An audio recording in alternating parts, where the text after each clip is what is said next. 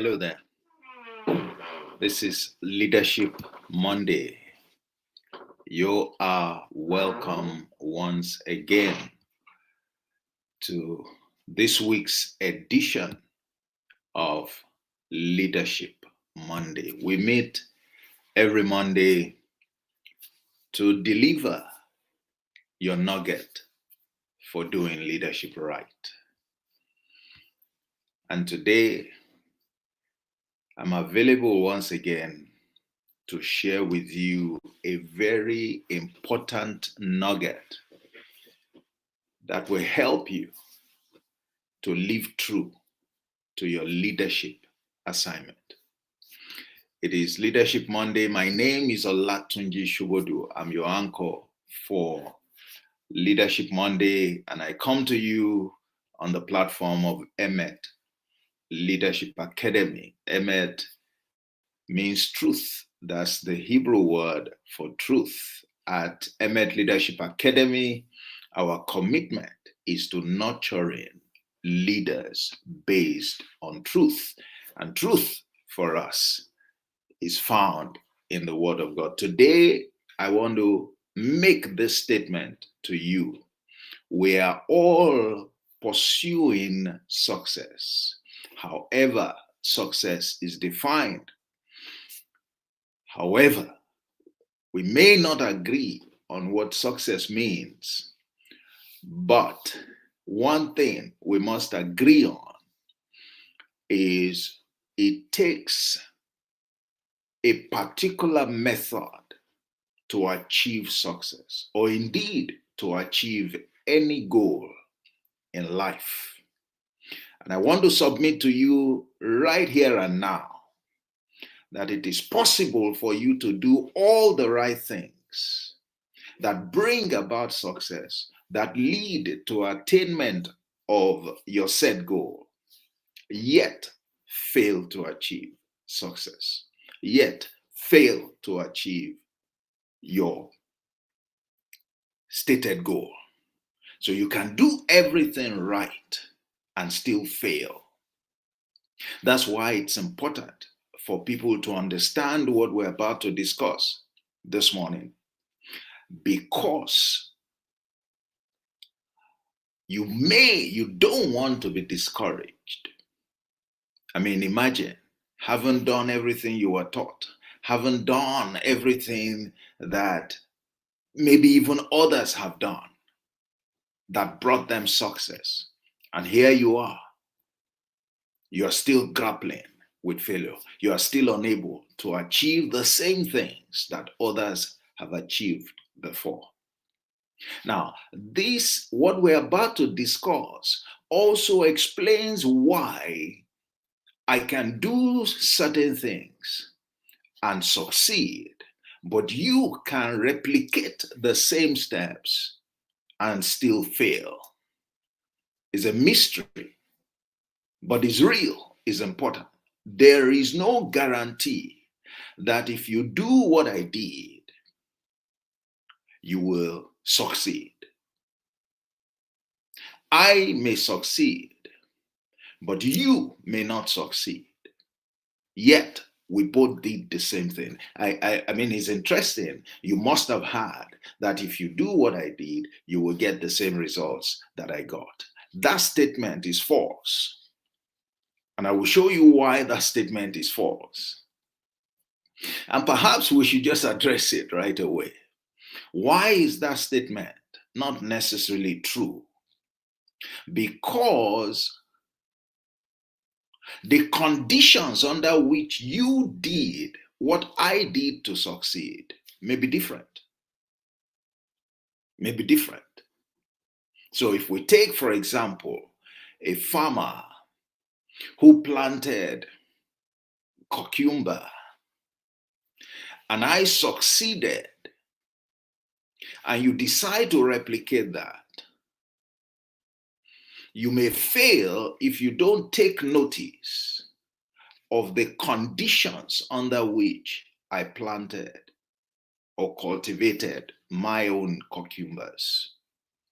So I may have done so in the raining season, But you may be trying to do the same in the dry season. Now, it's even possible, and I think this would even make the point clearer. It's possible that you attempt to do the same in the rainy season, but suddenly the rains do not come the way you have expected them to. The rains do not show up the way they showed up while I was cultivating. You don't have control over the rain. I didn't have control over the rain, but the rain favored me. But it turns out the rains did not favor you. What's the difference? You did the same thing that I did. You planted the same crop that I planted in the same season that I planted. But guess what? Something you did not anticipate, something you had no control over, showed up. So while they showed up to your disadvantage, they showed up to my advantage. So we both did the same thing, but I succeeded and you failed. So what's the problem? You can be discouraged if you don't have the understanding of what I'm going to share this morning. You can actually accuse me of lying if you don't have the understanding that I'm going to open our eyes to this morning. You can be frustrated thoroughly, and you can be discouraged and lose hope, yet you have done the right thing. You did the right thing. So many people do the right thing, but they fail. Not because they are not smart, not because they didn't do the right thing, but because there is a factor that they did not pay attention to. So in order to be smarter,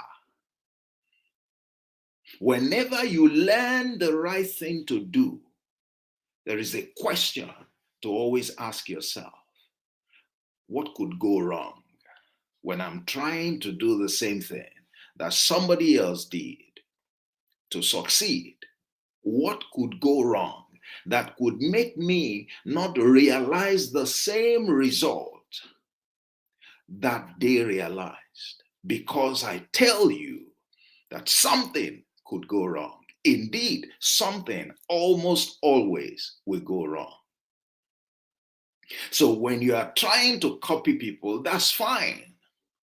But that you copied what I did to get in order to get the results that I got, which are verifiable, I didn't lie. There is something you must pay attention to and you must prepare for. Otherwise, my result will be far-fetched for you. My result will be far-fetched for you. This is an important dimension that we all must pay attention to in our quest for success in anything. And indeed, that a leader must pay attention to. Because as a leader, you can do all the right things. Many leaders are frustrated. They have done all the right things, but they failed. But they didn't get the results. They are not getting the results. Maybe you are in that condition today. Maybe you expect that with all that I have done, with all my commitment, with all that I have invested in my guys, why is it that I'm not getting, results better than this? So maybe what we're going to discuss today is going to open your eyes to something that is still missing. To something that is still missing. So the long and short of what we are saying is that there is always scope for you to learn. There's always scope for you to learn. There is always scope to be smarter. Because the world is not predictable. Even when you have principles, you need to understand that there are principles embedded in principles. There are some principles that they can work up to a point, but they are limited. You need to pay attention to other principles, so that you can maximize their promise. All right, it would appear that I'm speaking in parables now. So let's go, as our custom is, let's look at one or two um, scriptures. Okay. And I'd like to, so we're talking about managing time and chance. Managing time and chance. What is time and chance? Let's look at what Ecclesiastes chapter 9 and verses 11 and 12, what do they say? And I'm going to paraphrase. Basically, what they are saying is that, look, there is something that, Solomon was saying there's something that I've observed. All right. And I've been able to decode it, at least to some extent.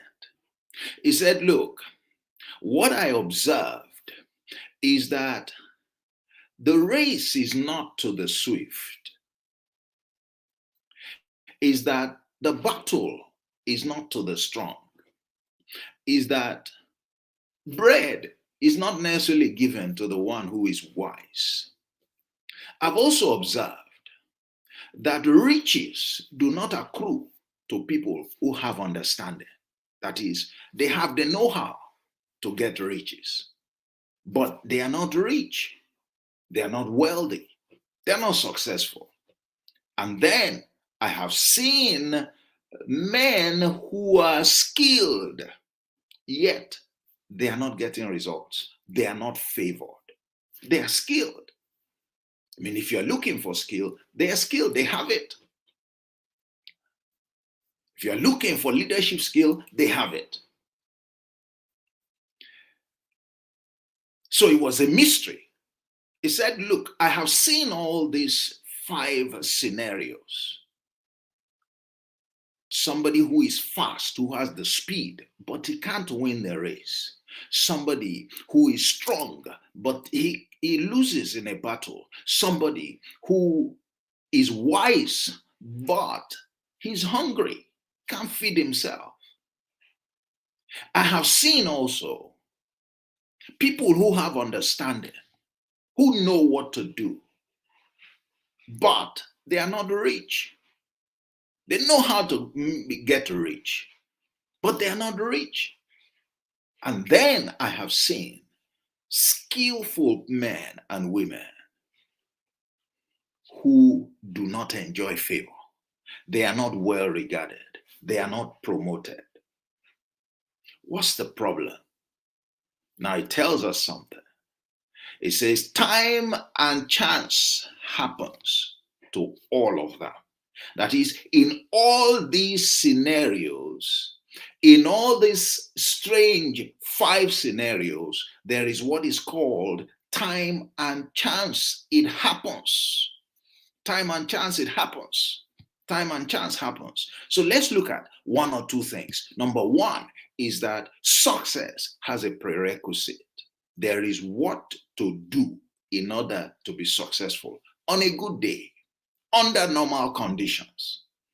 There is a how to get something to happen. There is how to make things happen. There is how to lead. There is how to accomplish one thing or the other. There is how to get to the city.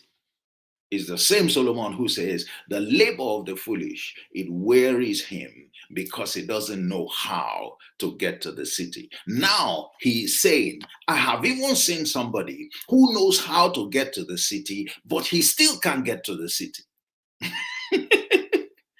So there is a prerequisite to be successful. You need the know-how to be successful. You need the know-how to achieve one purpose or the other. However, the fact that you give the know-how, you align yourself with the know-how, does not put the result, the expected result, in your hands. Why? Because there is a factor called time and chance. So success has a prerequisite. However, the prerequisite doesn't equate success. Strange. Or if you like, doesn't necessarily equate success. So you are telling me this is what I need to do. If I do this, I will succeed. But on the other hand, you are saying the fact that I do what you said I should do, that success requires, may not deliver success. Yes, that's what I'm saying. That's the way it is. That's the principle of life. There is a requirement, there is an how to in order to achieve any objective, in order to fulfill any purpose. And you must learn the how to. You must develop capacity to do the how to. You must develop skill to give the how to in order to achieve your desired result, the promised result. What that is saying also is that there is a principle to everything. Once you identify the principle, it doesn't guarantee success, but it enhances the chance that you'll be successful. Very interesting. Why? Because there's something more you need to add. There's something more you need to pay attention to. And I suspect that this is what is frustrating many in the pursuit of their goals, including leaders. There's something that we're not paying attention to. So, what is it? The prerequisite, the how to, is only a necessary but insufficient condition. What are we saying? You need somebody. If you are in a race, if you are competing in a race, you need speed. Speed will be very helpful. What is the primary thing that you need to win a race? It is speed. If you don't have speed, how can you hope to win a race? If you don't have strength, how can you hope to win a battle? If you don't have understanding, how can you hope to be rich? If you don't have skill, how can you hope to enjoy favor? How can you hope to get promoted? All right. But that's not enough. It's only a necessary condition. Speed is only a necessary condition. What if you are running and you develop muscle pull? Yes, you have the speed, but you will lose the race. Why? Because in the course of running the race, putting in your speed, what is required for you to win, you have developed muscle pull that you did not anticipate, and here you are, a loser at the end of the day. And you are not going to have another chance, at least not in that race at that time, to try again. Okay? So, what are we saying? You can do the right thing that ought to bring success, yet you can fail, and woefully for that matter. That's truth. That's truth right there for you. That is truth. So please don't look down on people who have failed and conclude, oh, they don't know what to do. No, they may have done the same thing that made some other people exceedingly successful. But in their own case, they failed. So the people who did the right thing, who enjoyed the promise of success, to some extent, they were lucky. Why? Because the things that took place that made others who did what they did to fail did not take place during their own time.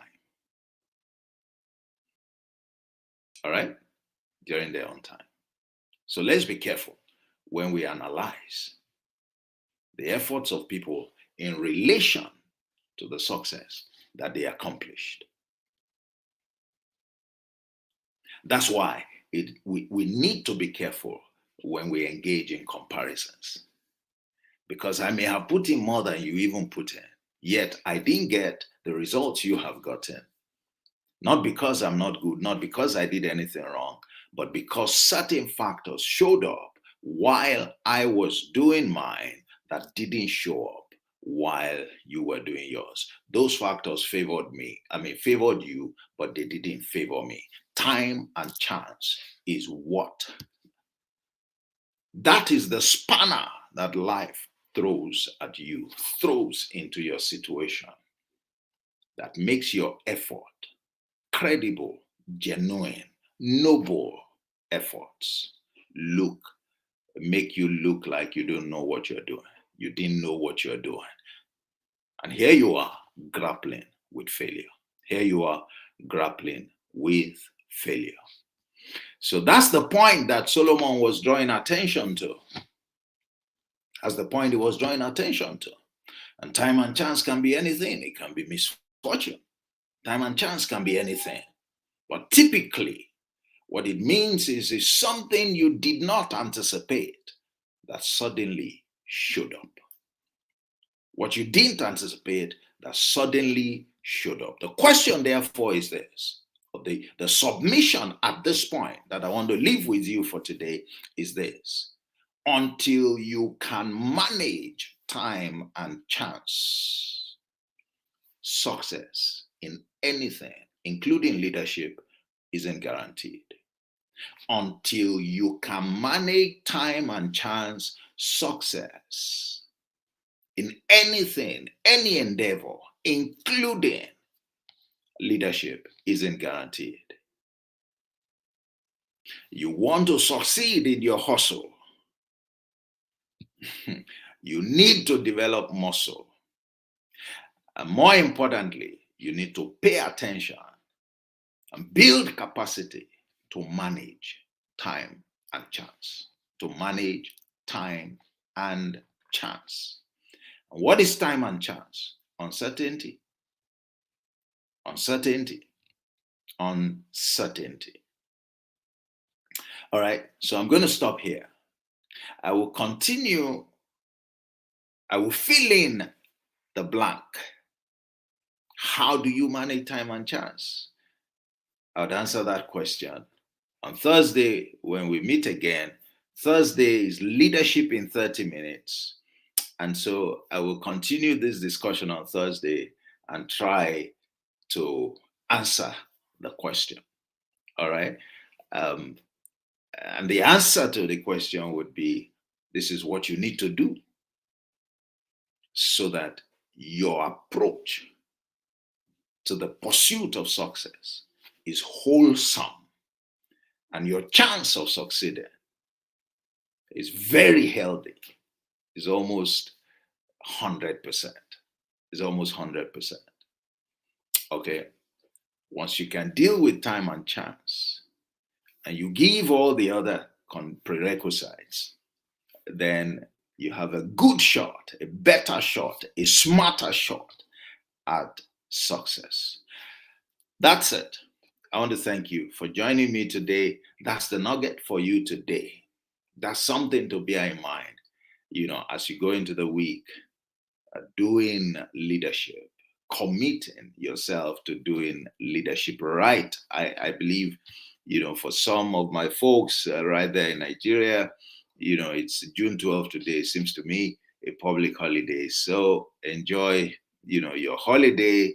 But once you step out tomorrow back at work, this is something you want to pay attention to as you commit yourself to lead in your various spheres of influence. Of course, you can use it at home as well. Many of us are leaders as parents or in one, sense or the other, even at home. So that is it. If you haven't, subscribed to my channel, please go ahead and subscribe. So that you can be notified every time this program comes to you, or every time Leadership in 30 Minutes comes to you, or indeed any other broadcast that will do you some good. We're all about leadership, nurturing leaders, based on truth. That's our commitment. And of course, if you need coaching, mentoring, counseling in the area of leadership, if you think, you believe that we have what it takes to help you, please feel free. Reach out and we'll be willing to do that. I want to invite you as well to consider attending the Profit from Parables Boot Camp. The Profit from Parables Boot Camp is an adventure into the parables of Jesus. I bet you have not undertaken that adventure before. That yet I am yet to meet. I've done a sample. Over 95% of people have never taken that adventure to go through the parables of Jesus, arm themselves with the principles, put them to use, and you see how success becomes even more guaranteed, how empowered you would be to determine the outcomes in your life, and shield yourself from giving just what life has to offer you. And of course, you enrich the quality of your living by so doing. It's there for you, Profit from Parables Bootcamp. We'll be walking through the 38 parables of Jesus, and it's not a preaching exercise, it is a personal and business development exercise, because we'll be drawing out the principles, showing how to apply them in at least 9 areas of our lives, and in your career, in your business, in your finances, in your investments, in your relationships, in your character, in your health, uh, um, in leadership, and in relationship building. Okay, so I mean, these are areas where you can take full advantage of the principles that are embedded in the parables of Jesus. And if you would take note, Jesus engaged those parables when he wanted to solve problems. When he wanted to solve problems. So they are instruments, for solving problems, for overcoming challenges, for making progress in life, for growing, so you can profit from them. All right. I think that's it for today. Thank you once again for joining me. My name remains Olatunji Shobodu, the founder and CEO at Emmet Leadership Academy, and it's been Leadership Monday, delivering another nugget for you to do leadership right. God bless you, and bye-bye.